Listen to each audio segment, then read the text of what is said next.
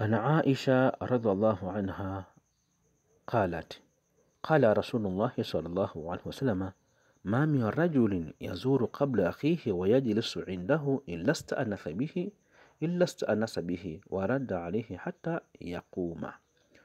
Imepokelewa hadithi kutoka kwa Bi Aisha, Mwenyezi Mungu amwiradhi, amesema Mtume wa Mwenyezi Mungu, hakuna mtu yoyote atakayelizuru kaburi la ndugu yake, kisha baada ya kuzuru akaenda kakaa pambizoni mwa kaburi, isipokuwa yule maiti huliwazika kwa kitendo hicho na kujisikia furaha sana.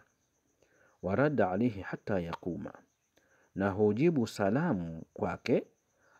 Hali kama hiyo huwepo mpaka yule bwana aliyezuru kaburi atakaposimama kuondoka.